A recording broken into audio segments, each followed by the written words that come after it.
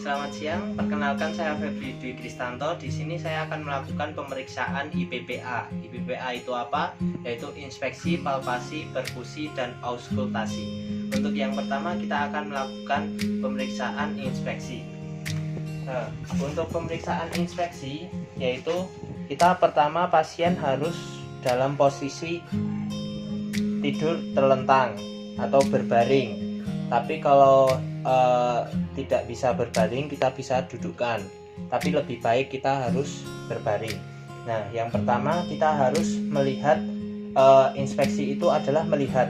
Nah, melihat bagian pada sangkar torak. Kalau normal itu tidak ada tinggi atau rendahnya dada itu tidak seimbang, itu abnormal. Kalau normal itu berarti dadanya ini seimbang, berarti ini bisa dikatakan normal. Selanjutnya kita harus melihat pola nafas pada pasien. Pola nafas pasien kalau normal itu dia akan bernafas dengan lancar, tapi kalau abnormal dia tidak bernafas atau nafasnya terengas-engas atau sesak. Selanjutnya kita bisa melihat saat dia melakukan pernafasan, saat bergeraknya itu dia akan kalau normal adalah naik turun seperti ini. Nah, selanjutnya kita akan melakukan pemeriksaan palpasi.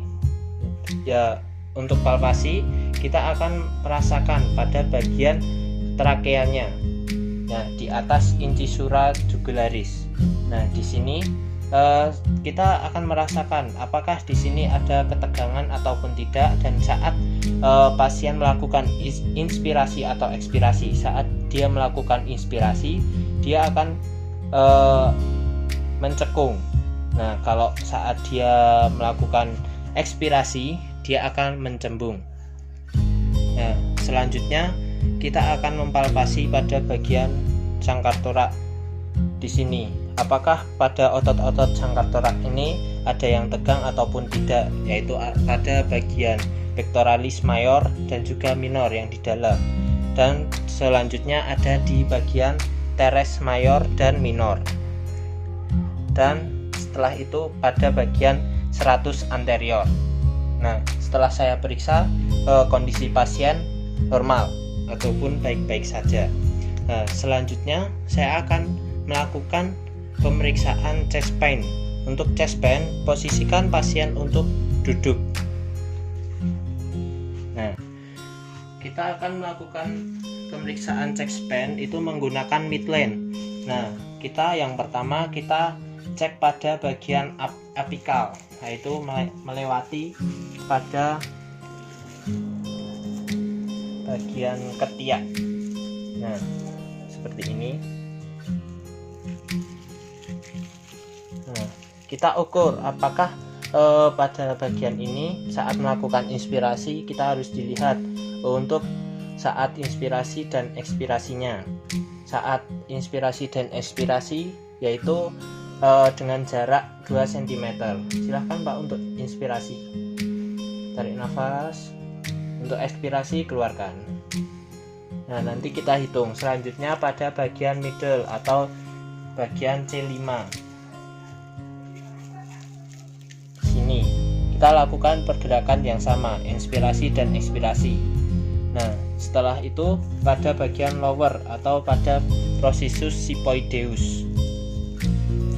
Cara melakukannya sama, kita lakukan inspirasi dan ekspirasi, dan tetap kita lihat untuk jarak saat melakukan pernafasan inspirasi maupun ekspirasinya.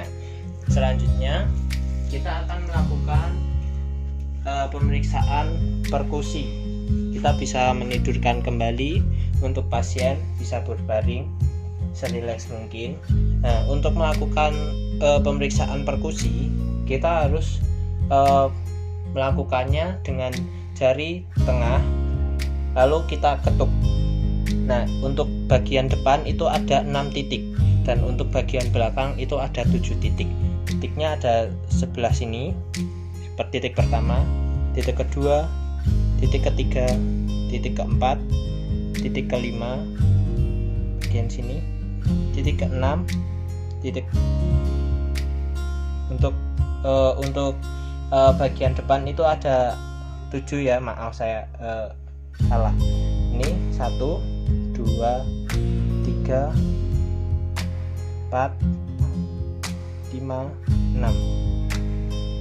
Nah, kita lakukan pemeriksaan perkusi.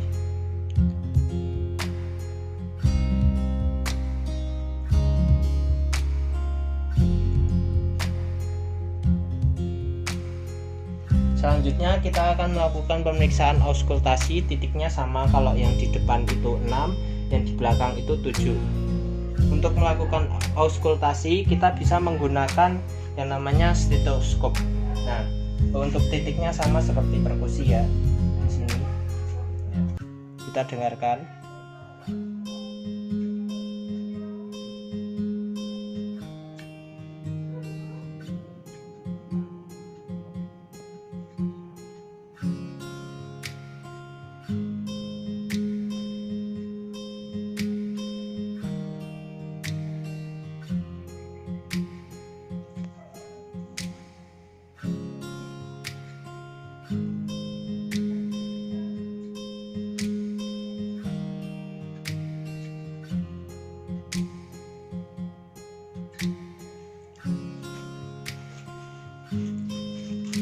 Oke, saya telah melakukan pemeriksaan IPPA. Semoga bermanfaat. Terima kasih.